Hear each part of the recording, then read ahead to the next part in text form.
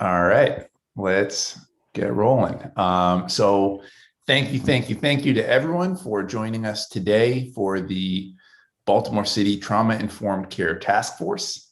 I am joined today by my illustrious co-chair, Director Tisha Edwards from the Mayor's Office of Children and Family Success. And we have some new friends on the Zoom today, and that is because we are going to be breaking into our subcommittees for the first time ever. And as I mentioned in the last meeting, folks who are not formal members of the task force are able and encouraged to join our subcommittees. So really excited to say hi to some new folks today. Just as a reminder, you've already opted in, but this meeting is being recorded and it is public. So please be mindful of that dynamic. Did want to just briefly say that unfortunately Jabari Laos has transitioned off of the task force. So we have one spot that is opening up. And someone from the city council president staff, Brittany, unfortunately is moving. So we will have another spot from the council president staff opening up. We are not going to be doing an around the horn this meeting because we have a lot to cover.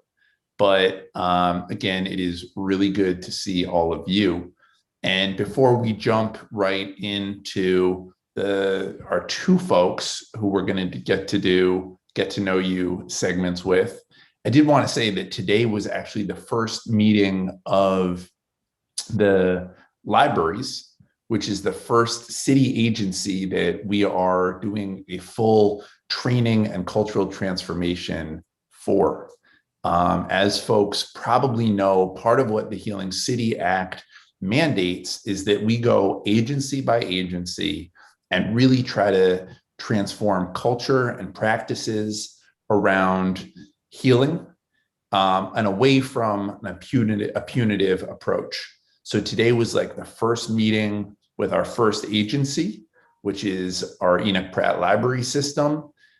We met with the leadership and did a miniaturized training for them. But I'm really excited to get to go deep within all of our agencies, but beginning with Enoch Pratt, to really try to build a culture of healing and trauma-informed restorative practices across city government so that we can stop inflicting trauma and be part of that healing process. So with that, we are going to jump right in. I see Lydell is in the mix. So I'm going to ask Lydell to go first. Lydell, you've got 5 minutes to let us know who you are. Oh, and real quick, for those that are new, that are joining subcommittees today, just want to explain what we do. Each meeting is highlight 2 or 3 individuals from the task force. This is really a professional learning community. We're all learning from each other. So we give folks at the beginning of each meeting a couple of minutes to share who they are, what work they do, and just help us understand the city from their eyes. So with that, I'm gonna turn it over to Lydell. Cool. Thank you, Zeke. Can folks hear me good? So yeah, again, my name is Lydell Hills, and essentially I'm a community organizer, I'm an artist, and I essentially just want prepared just a few words to just share with y'all, talk more so about who I am, and I also have prepared like a spoken word for the group here today. And the spoken word actually came from time back last year around this time this summer, following George Floyd and a lot of the actions that were happening in Baltimore, and just seeing people stepping up. And so there was like there was some of that going on. But to get into a little bit of just my background, when I perform, I go by Rubber Buddha, and and I'm a spoken word poet, hip hop artist, and graphic designer and visual artist. And so basically, I was an after school kid myself growing up. I grew up out in Brooklyn, New York originally, and was doing arts and literacy since I was a young kid. And so, I would, that group helped me develop into becoming a writer, and just enjoy doing the arts throughout my life to help find different forms of expression. And I kind of always felt like that was going to be the way that I wanted to give back. And so some of the ways that I'm doing that work now is with some of the after school programming that I do through Truth to Power. And all of that was birthed while working at the Baltimore Community Mediation Center and doing reentry work. And my passion in this work is hopefully going to be, expressed through this spoken word here that captures some of the moments from last summer. So many names to remember. History used to be my worst subject. Now I see why. Because I reject stories filled with lies. My ancestors were not objects until they died. They protected their prospects so that I could rise. Instead, cops slide. They do not see you in front of their eyes. Instead, another 9 to 5 until another nigga clocks out. That's why I'm out. So many roadblocks I can no longer change route. So it's you and I'm facing. I finally came to this day to be faced with a mere human akin to me, but cannot connect because it runs skin deep through all. I shall not fall to a retreat.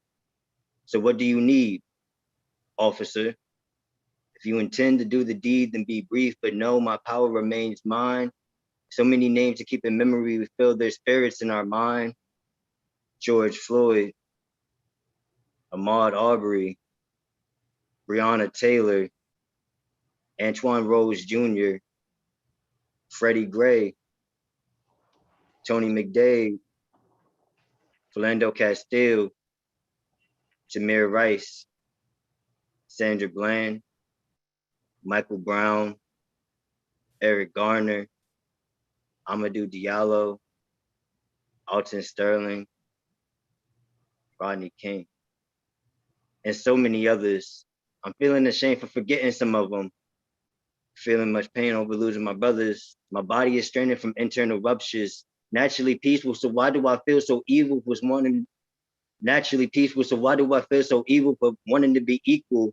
Because we can't see freedom until you feel our breathing on evenings that are never ceasing, forever increasing violence in our lives. I'd rather die than to stay on the side. So when I arrive to see so many ready to fight, I have much pride, despite the fear to stay inside. But why don't cops strike? If you serve the people, then why do you strike? I won't stand down, so you taking my life. But this is our ground, so we need to unite. This nation's aim is separation. We walk for hours with high expectations of changing the world's rotation, cyclical nature that keeps us in the same places. Now with gas mask faces because this country is so sick of racists. How many ages? How many generations? Our communities in desperation, buildings in devastation, and children need education. We need reparations. From the police, we demand reparations. Just no. Because when officers laugh at our pain and cover their names, I'm infuriated, but all the more motivated. Too many names. Thank you for that, Tom. I know that I went over, but I have a little bit more to say, but there's other art and other times where, I share and express myself and also getting to know people in community. I think is the best way, but this some of the passion behind why I do what I do, and hope to share more of myself over this time. So good. Thank you, Lydell. Give a big virtual clap or snap or Zoom, whatever, for Lydell Hills. That was amazing. And thank you for sharing your art. Appreciate you. All right. Turning it over to Erica, all the way from the barbershop. It's good to see you. Take it over. Hi, everybody. So I'm going to be telling the story of Erica through pictures. So I'm going to start with sharing um, from my gallery. So I'm going to start with pictures of my parents because they are um, my favorite people in the world. You know, they brought me here. So this is my dad. I'm a daddy's girl. I have been my entire life.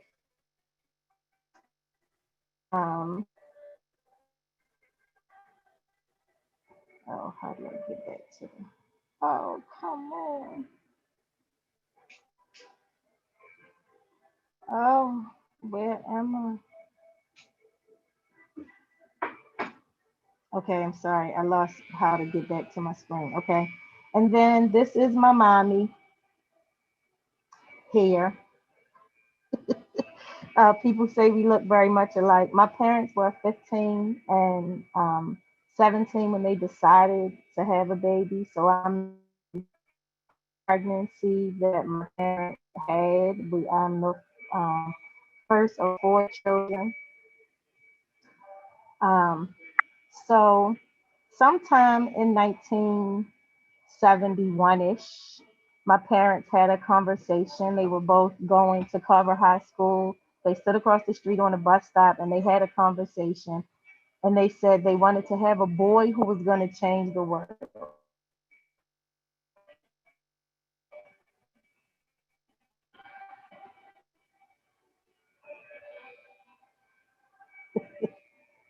Um, what came next was they had a girl instead.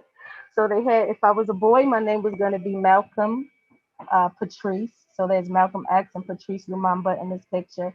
Because I turned out to be a girl, I'm named after Erica Huggins. She's at the bottom. And my middle name is Angela after Angela Davis. I am very struck by the fact that had I been born a boy as my parents planned, I would be living in the legacy of two assassinated black men. And because I was born a girl, I've had the benefit of being able to watch these women's legacy continue in my own lifetime. And that meant a lot to me. And I've been able to meet both of these women either through email or virtual conversations. So that's been a huge joy in my life. Um, and then because I was born a girl, my parents, this is a picture of me and my mom. I started talking when I was 5 months old, and my parents decided that they wanted to make sure I was able to do everything by myself. So this is my mom showing me how to blow a whistle. Since I was around time, which is very weird, but so they poured a lot into me because of who they already decided I was supposed to be in the world. They poured a lot into my brothers as well.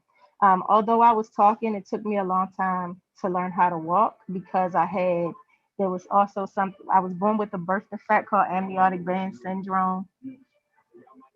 But I did not know that my entire life until I was 40 years old because there was not a name for it in 1972. And so um, when I found that out, I was, very excited, although it had taken my whole life. But along with the birth defect, there was also something wrong with my legs and my feet. And so I had to wear a cast on my legs from my ankles, my feet up to the top of my thighs for almost the first whole year of my life. And so when the cast came off, I was afraid to walk. So this is me after my mom tricked me into learning how to walk.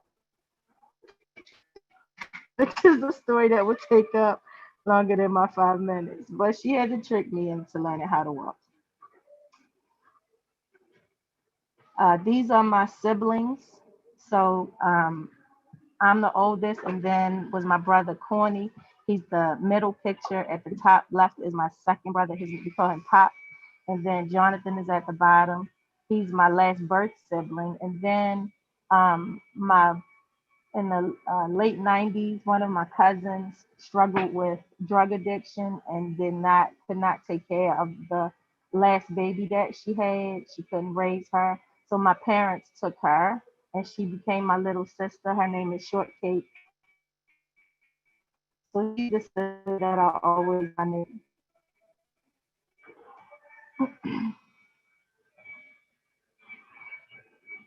Fast forward, I graduated from high school.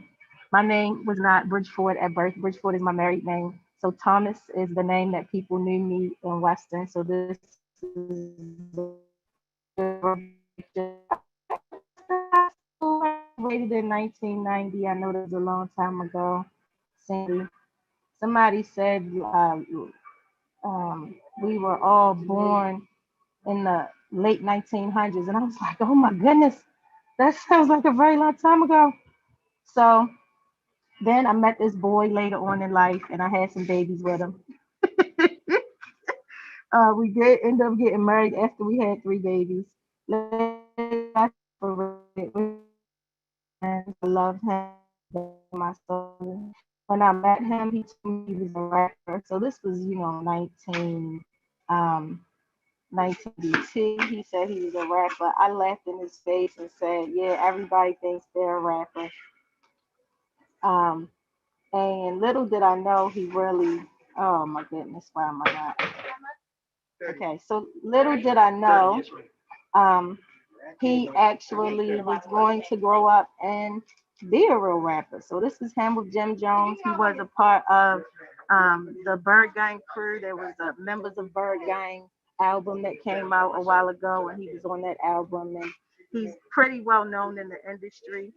Um, and so I laughed at him, and he still had babies with me and married me. Became that of my life. Oh, every time I go out and to put up another picture, and my phone freezes. So I'm sorry, give me a minute.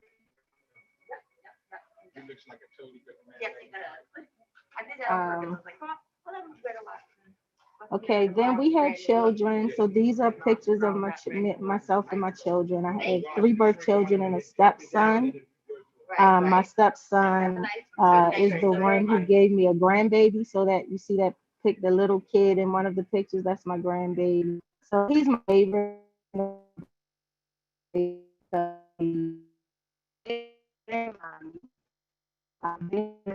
It's one of the stories of my life. Um, okay. Oh, okay. He's ready for me now, but he said he can. I can keep talking. Um, then I became a mediation trainer. So right now I am the executive director at the Baltimore Community Mediation Center. But in 2001, one of my brothers was shot, and I had conflict with my boss about how often I was going to the hospital to see him as we were waiting to see if he was going to survive. That conflict led her to call the mediation center. And that led me to end up taking basic mediation training. And so I became a mediator in September of 2001 and became a trainer in 2002 and started, helping people resolve their conflicts peacefully and teaching people conflict management skills. You can go to communitymediation.org to learn a lot more about mediation and how you can use it. But one of the main things that's important to understand is that really knowing that you can resolve your conflicts without having to call the police or without having to be violent is something that's really important in Baltimore. And so we just, we want to build as many partnerships as possible. So if you like us to do a conflict management training or a free presentation about our services, please contact me. Somewhere in there, so that was 2001. In 2004, I tried to kill myself. I went to the last place I could remember loving me, and I was 10 years old. So I sat in front of Belmont Elementary School and tried to die. I'm still waiting to go to sleep from all the stuff I took. So evidently, it just wasn't my time to go. But one of the first things I said is they wheeled me into the emergency room was that I needed to get all of the hair off of me. You can see I had really long locks. And so I didn't want to just cut those locks off. I had a whole ceremony. So there on the left, you see Elijah Brown, who owns Flourish in Baltimore. She was saging me for the ceremony, and everybody, each person who was there, cut a lock off of my head and then replaced it with an encouraging message that they wanted me to take with them. So that's also my mom cutting one of my locks off. I'm not going to be much longer. Um, Not long after that, so that was 2004. In 2007, my brother Corny got killed. So these were some of the main pictures we used in his obituary. My mom said the picture of him at 5 years old with the Oreo shirt, that was the picture on his the front of his obituary, because my mom and dad said no matter how old your children get, you always see them as your baby. And so they lost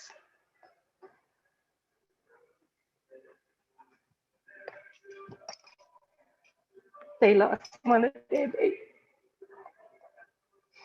And losing my brother led me to doing a lot of work in my life. It got me, a lot more involved in activism and peacemaking. Um, One of the very first things that catapulted me into was doing stand-up comedy. So a lot of people don't know this, but from 2007 to 2009, I was a stand-up comedian. And I got standing ovations all the time because you see the kind of foolishness I was doing on stage.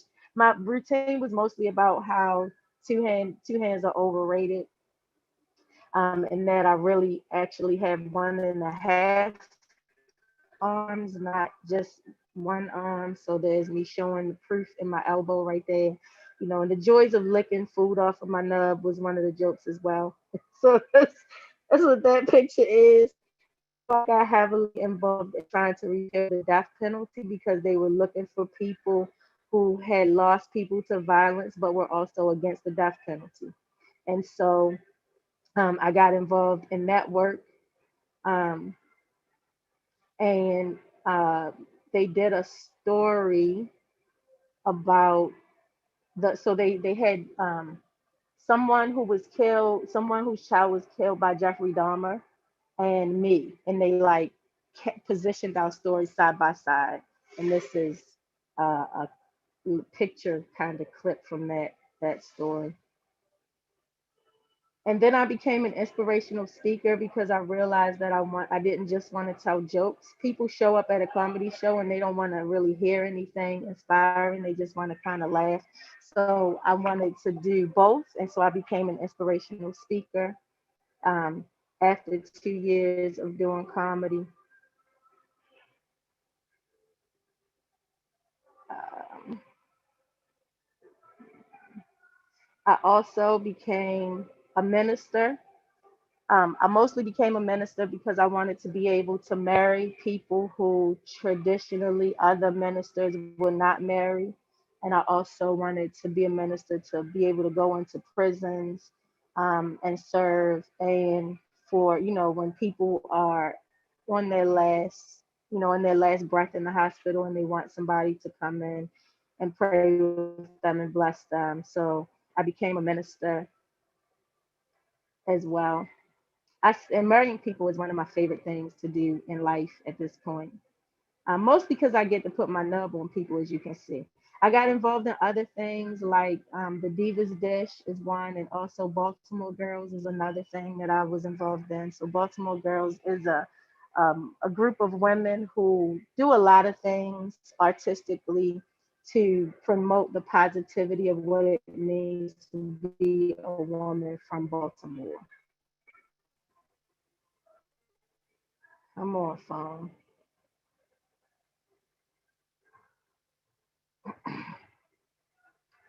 Then after that, my son decided he wanted to get involved in the 300 Men March movement. So that's my son with the locks. And then that led me to getting involved. So that's actually how I got involved in the movement, is because my son was the first youth captain of the 300 Men March movement. And then I got so heavily involved that Munir and Brandon asked me to be on the leadership team with them. And that led me to meeting Ogun, who met me at a 300 Men March meeting and said, hey, I feel like we should call a ceasefire for one day in the city. And I said, you are absolutely right. And 2 years later, I came back and said, well, how about if it's 3 days and people celebrate life all over the city? And that was the birth of the Baltimore ceasefire movement. So that guy that's standing beside me holding the ceasefire sign, that is Ogun. So he's my baby father for the for the ceasefire movement. And the ceasefire became more than just weekends. Um, this is the entire organizing squad right here. But it became more than just about those weekends. It is expanded to, we do what's called sacred space rituals, where we go to every space in the city where somebody has been killed to bless the space and pour light and love into the space. So there's a picture that a loved one took at their person's sacred space ritual. So we get in the actual spot where the person's body dropped and bless the concrete, so that murder does not have the last say in our neighborhoods around Baltimore. Um, and now we also have Baltimore ceasefire ambassadors. Right now, we're recruiting for ambassadors, especially youth. You can be as young as 12 years old to be an ambassador, and it just makes you a leader and a voice for the movement in this city. I'm really almost done for real now. Oh, I also got to do a TED Talk. I have a picture of that, but I'll hold it. And then after graduating from Western, barely by the skin of my teeth. Later, I got honored, and I'm a picture on the wall at Western High School. And so I'm very excited and proud about that. And for me, it is a reminder to not give up on students, because I guarantee you, none of my teachers at Western would have ever dreamed that I would become everything that I am right now, because I had a lot of struggles. I was losing people to violence and watching my neighborhood, um, turn into something I didn't recognize. And so I had a really hard time in middle school and high school. And so I barely was able to graduate. And then last year, I jumped out of a plane.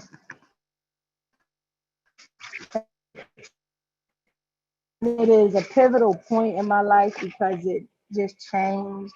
It cracked me open in a lot of ways, and it changed what I believe I was capable of doing. And the last picture I want to show is the screensaver on my phone, because um, I am still doing a lot of work. Yes, yeah. I am still doing a lot of work to believe in myself. And so this is my screensaver. This is Erica at 5 years old in her favorite outfit. And this is a reminder to have a firm belief in my reliability, my truth, my ability, and my strength. And that is me. Hey, give it up for the unbelievably talented Erica Bridgeford. Thank you for the vulnerability. Thank you for joining us while you're doing your haircut. That is a first for a trauma-informed care task force member presenting while getting a cut. That's amazing. And thanks also for all the shots of your family. Really, really beautiful. Appreciate you. And thanks for the work that you do with Community Mediation Center and Ceasefire, and just all the inspiration for the city. All right, fantastic. So we are slightly behind schedule, but that's all right. We're going to make it up.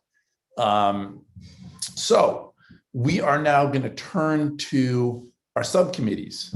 As you all know, today is the first day where we're going to start to break out into subcommittees and talk about the work that we're going to be doing in groups.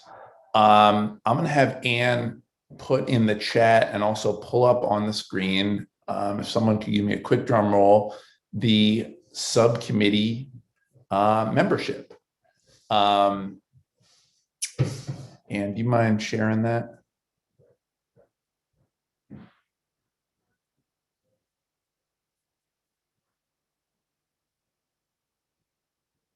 All right. I'm going to run through this like a madman. So in youth programming, we have Anaya Taylor, Destiny Philpott, Young Elder, Daniel Parsons, Brendan McFadden, Elijah Davis, Lydell Hills, Teresa Bruce, Josiah Smith, Janet Abrahams. In developing citywide trauma-informed care policies, we have Fariha Wahid, Nika Namdi, Kevin Daniels, Regina Boyce, Odette Ramos, Anika Richter. In training, assessment, and evaluation for agencies and communities, we have Tara Doherty, we have Desiree Dixon, and Corey Witherspoon. For research and best practices in Baltimore and across the country, we have Mark Jews, Phil Leaf, Tamar Mendelson, Colby Sangri. In developing trauma-responsive practices across medical institutions, we have Lindsay Gavin, Panagis Galiatsatsos, sorry if I got that wrong, getting closer each time, Stephen Zinn, Anike Forrester, Kristen Scardomalia, apologies again if I got that wrong, Shante Jackson, Debbie Gross, Ben Israel. In decolonizing, depathologizing, destigmatizing, and deploying trauma-informed care in communities that have experienced oppression, we have Shauna Murray Brown, Monica Guerrero Vasquez, Erica Bridgeford, David Facunle, Donna Bruce, Brian Berman, Stanley Andrees, and Kelly O'Brien. All right, those are our subcommittees. If you are absolutely miserable and you can't stand it and you really want it to be on a different one, let us know. Just email Tisha and I, and we can probably accommodate. But that is what we got, and I'm really excited about these groups. So to talk about communication, we are going to use the WhatsApp chat feature. Each person should have received an invite to join their committee's WhatsApp group. If you didn't, you'll work on getting that squared away in your committee later this evening. This is a space for more casual conversation and communication back and forth. If you need help with WhatsApp, Anne will be able to support you. Today, when we bust into the subcommittees, we are going to exchange information. In your committees, you'll exchange contact info, so you'll have each other's contact information. The document is open for editing, so you can update any of your personal information. Please be careful not to edit others' information, but update your preferred email or input your phone number if you'd like to share that with the group. Please do not share contact information with anyone else, particularly if people choose to put their cell phone number in there. So if someone puts it in, don't put it on Twitter. All right, so in terms of time when subcommittees will meet, that will be the third Thursday of each month from 5:30 to 7 p.m. So again, just like we've been doing, we'll have the regular trauma-informed care task force meetings, and then every other week from that, we'll have subcommittees and time to just work together. If folks need to communicate or work outside of that allotted time, that is fine. The intent is really for everybody to participate. This is an amazing collective of people. I could not be more honored and humbled just to get to be part of it. So we want to make sure everybody is a full participant in this collective and in their subcommittee. We are going to have chair people for the subcommittees. If you are interested in becoming a chairperson of your subcommittee, just email Tisha and I.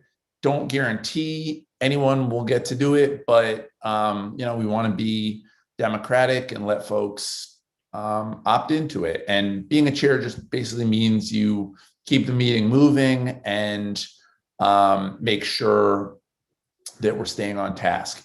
Each committee will have staff assigned to it, so you don't have to worry about taking notes or anything like that. With that, I am now going to pass the mic to my friend and co-chair, Director Tisha Edwards. Hi, everybody. It's really, really good to see you. Zeke and I are super, can I call you Zeke? Councilman Cohen and I No, Zeke. are super excited about these committees because this is where the magic happens. This is where the work gets done. And this is where we really get to tap into your passion, your purpose, your expertise, your imagination. And so we're just very excited to get the committees moving and to hear back from you around all of the recommendations that you will ultimately make to make Baltimore a trauma-informed care city. So my job this evening is to kind of give you a little bit of information about how we want to structure the committees. So I'm going to defer to you, Anne. Are you able to throw up my presentation here?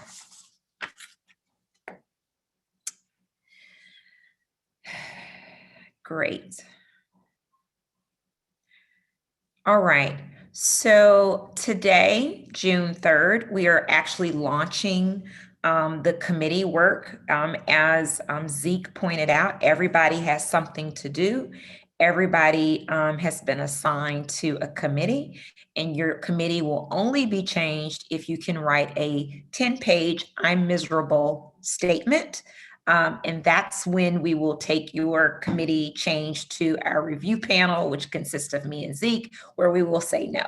So, but we wanted to give you an appeal process nonetheless.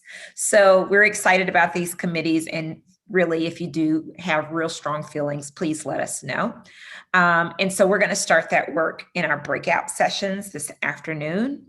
June 17th is your first standalone committee meeting. And what I mean by that is that we won't be coming together as a trauma-informed complete task force every third Thursday at 5:30, because we've been meeting every 2 weeks. So we are accustomed to setting this time aside for each other. So we want to keep that time on your calendar. We don't want to move things around too much. So we're asking all committees to get together the third Thursday. So we'll still have our task force meeting on the first Thursday, and then we'll have our committee meetings on the third Thursday. And that begins this month, June 17th. At your June 17th meeting, we want you to work on what we're calling your action statements. And I'm going to go through what a sample action statement looks like. And this is not science, this is art. It's really an opportunity for you to begin to set some parameters. I don't want you to get too stressed out about it. And as your work evolves, you might end up tweaking your action statement. But we want it to get us all on the same page and to kind of be clear about what is it that we're going to be working on. So I'm going to go into detail about that. But at your meeting later this month, we do need you to start working on those action statements.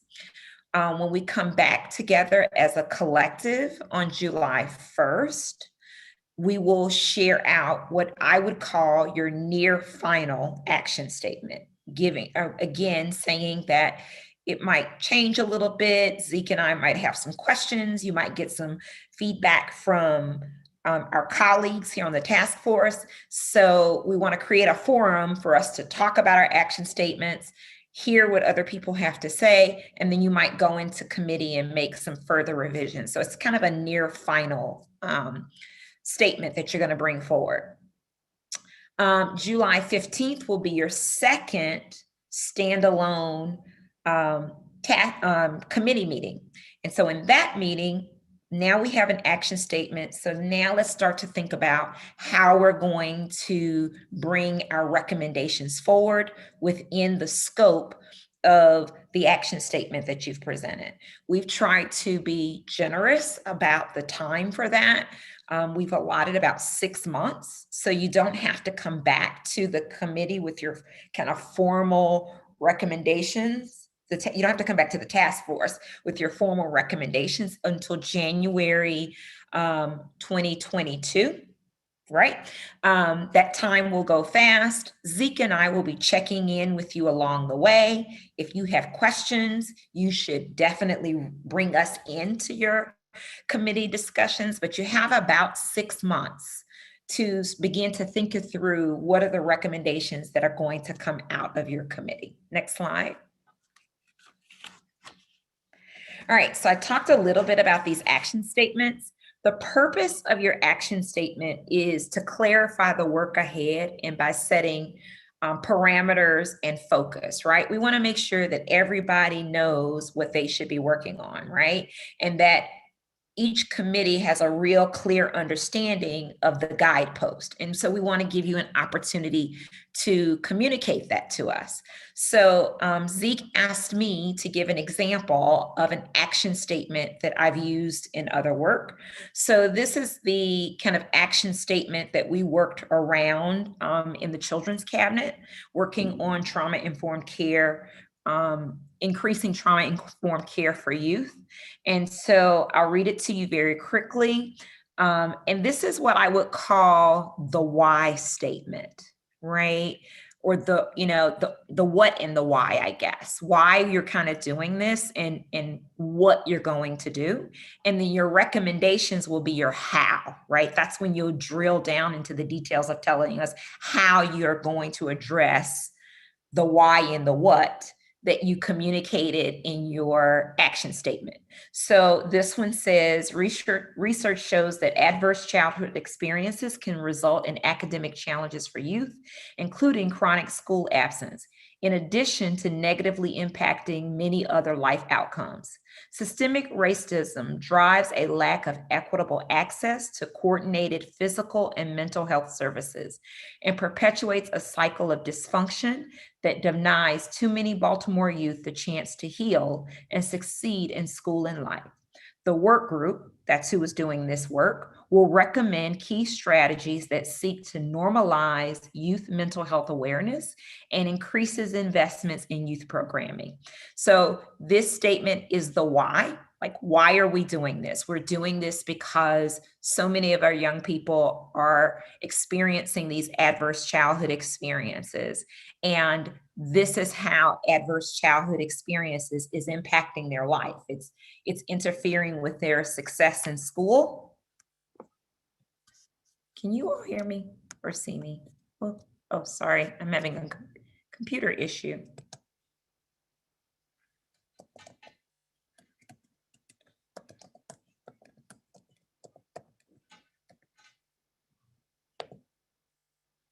Sorry about that. We had a power outage thing happen because of the weather, but sorry. So we have the why, and then at the end, we talk about the what. So what is this work group going to do? The work group is going to bring forward some key strategies around destigmatization and youth programming. So your action statement is your why and your what. And that's what you're going to bring back for us to look at. And then you're going to take time to really dig into the how. Next slide, please.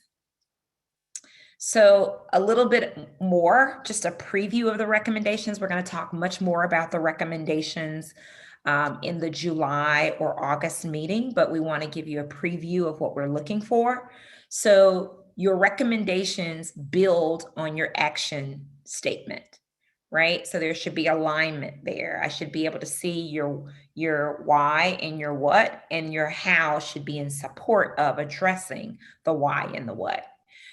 We expect the committee process to be very collaborative, working together. We want to hear all the voices of the committee. This entire process, as you know, is not one person runs the show. We are stronger together, and we have extraordinary expertise in this group.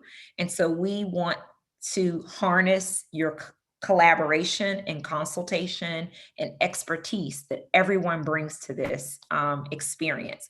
And so we want it to be very collaborative, and we want you to go on a journey of fact finding. There's a lot of great ideas out there, local to Baltimore, national best practices.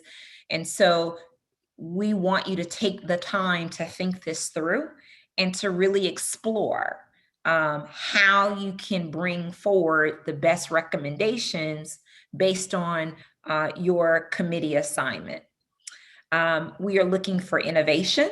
We want system change work this is our legacy to Baltimore, and this is our opportunity to do something big and something different and something lasting. And so system change work is at the core of what we want to see. We want work that promotes healing, resiliency, and addresses structural racism. And then finally, as I said, Zeke and I will come back to you with a template. We don't want you to be boxed in day one.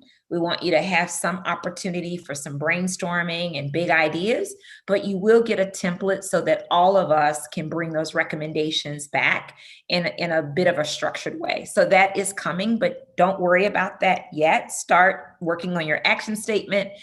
Start thinking about how you can bring your great ideas to the collective, and the template will come to you in the next month or so. I think I covered everything, Zeke. Did I do okay? Okay. All right. Great. Awesome. All right. So I know that was a lot between Tisha and I. We're obviously fired up about this. I'm going to pass it to Anne. And I think Anne's going to explain the next piece. And also, if folks have questions, should they shout them out, put them in the chat? What do you think?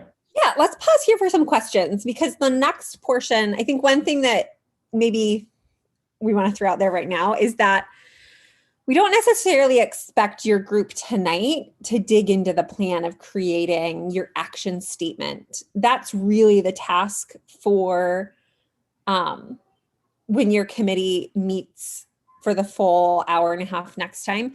But it's the kind of task that we felt like having a couple weeks to think about would make that session more productive. And so tonight, we wanted to present that and give an opportunity to ask clarifying questions. And then when we shift into our committee groups in just a few minutes, it's going to be a little bit more getting to know you, going through logistics, making sure we have the preferred contact information, doing our rounds question in the group there. So this space here is really a great time to get any questions answered about those action statements or what the plan is for the timeline.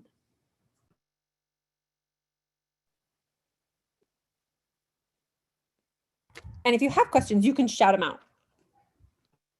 Yeah, so I had a question about the last slide that was up. It had like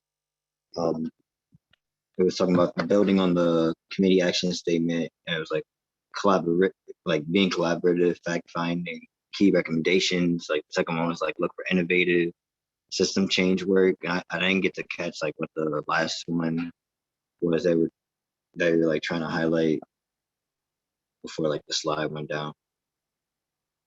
I'm trying to get it pulled back up, and for some reason, it's like not finding it on my computer. So give me 1 second. You got it, Lydell. Those were the big things, that it's collaborative, it's fact-finding, innovative, and system change built on promoting healing, resiliency, and addressing structural racism. But we will also get the presentation out to people with these expectations so that you can refer to it as you're thinking this through. But you got it. Thank you. And then Monica, you're asking the question, can you engage community members in your subcommittees? Yes, so the task force itself is not open to committee members, but the committee work, or to community members, but the committee work is. And so if there are people that you want to bring into your committees, they are welcome. Yeah, and additionally, it is definitely, I don't want to say an expectation, but I don't think we can do this work without including community in it, and just leveraging the brilliance of our communities. I mean, in a way that is non-exploitive and that's not about like, extracting people's data. But I absolutely think that this work is about community. And so having community's voice is critically important. Debbie asked, are plans allowed to have a budget or should they be cost neutral? That is a great question. So I would say this, which is if there's a will, there's a way. We do have some grant funding that's supporting our work right now. And so I would say ideally, let's all try to work within constraints, but I think the answer is yes. If there is a real need, we can pursue going after funding. There's also ARPA money coming into the city. Some of my asks are certainly around trauma-informed care and this work.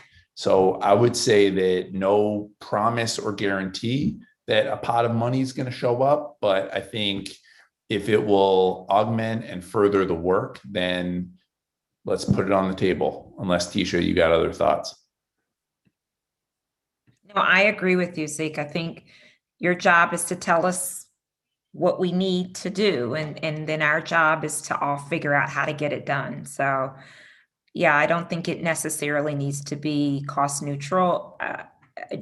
No, I think we need to start from the place of how do we make our city a trauma-informed care city? That's the question that's on the table. I can't imagine that can happen at no cost. So I think it's reasonable to expect that we're going to have to make some fiscal decisions. We're going to have to look for resources to make it happen. And I think that this group can make it rain. So yeah, I think we should have all things on the table for consideration.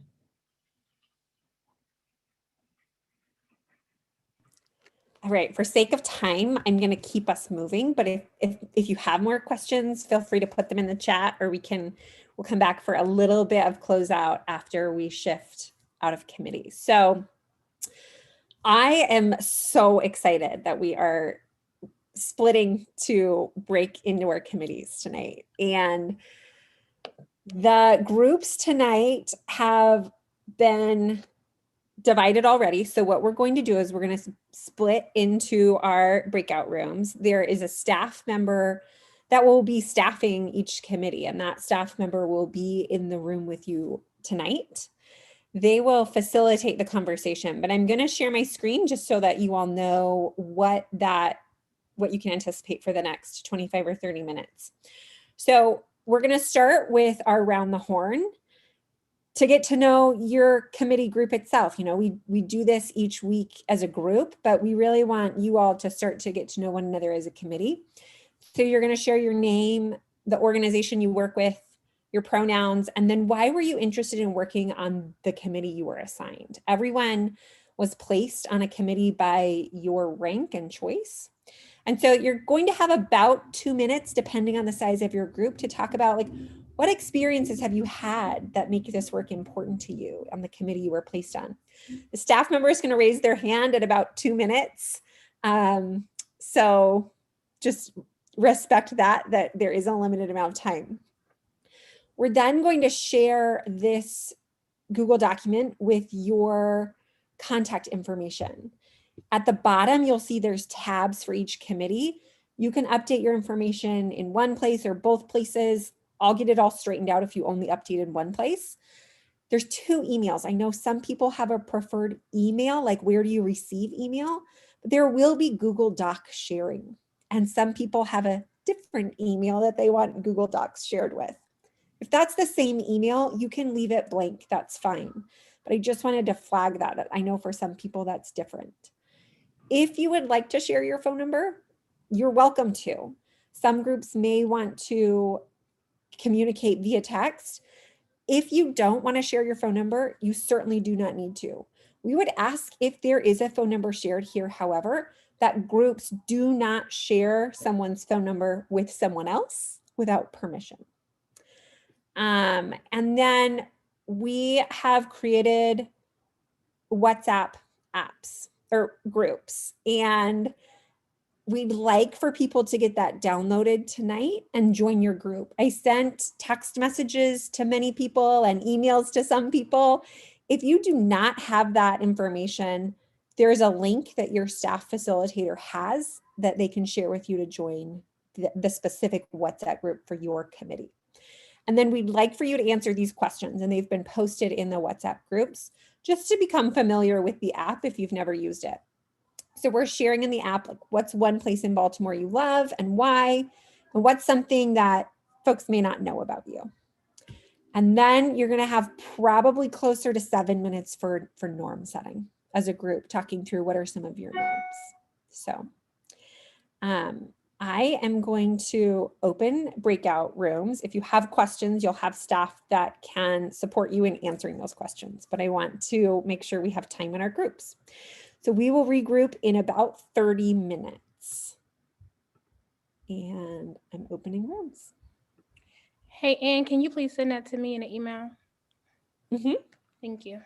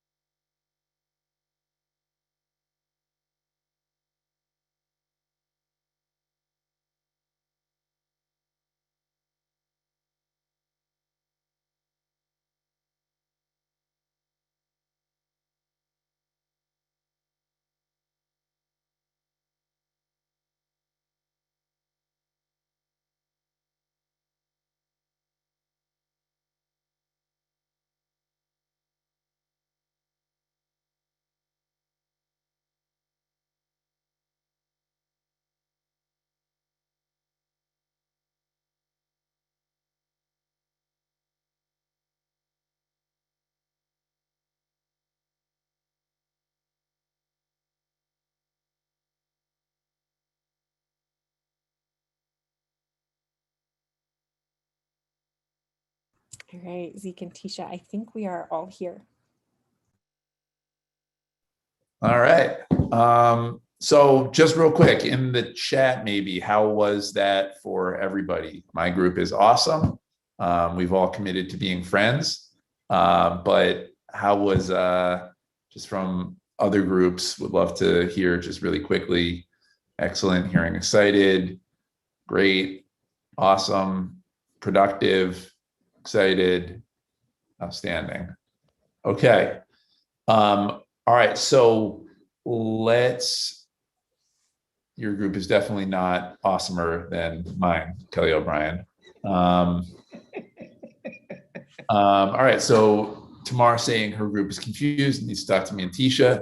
All right, great. Do not be confused at this point. Undoubtedly, this will all get confusing, but we're all going to work through it together. Fear not. We are a learning community, so no one should feel like, what's even going on? What are we trying to do? We are really gonna, in the next conversation, try to break further into these groups and start going on these action statements. Again, not something you have to worry about between now and then. I think for the interest of not having everybody be confused, we probably start the next meeting with all of us together so that we can just go through it all so that it's all making sense. And then we will loop ourselves into the little subcommittee groups and we'll go from there. But at this point, the only thing you really need to know is that you got a new group of friends. You should be on WhatsApp and on Google Docs. And if folks want to share their contact info, that's great too. All right. What am I missing, Tisha /Ann?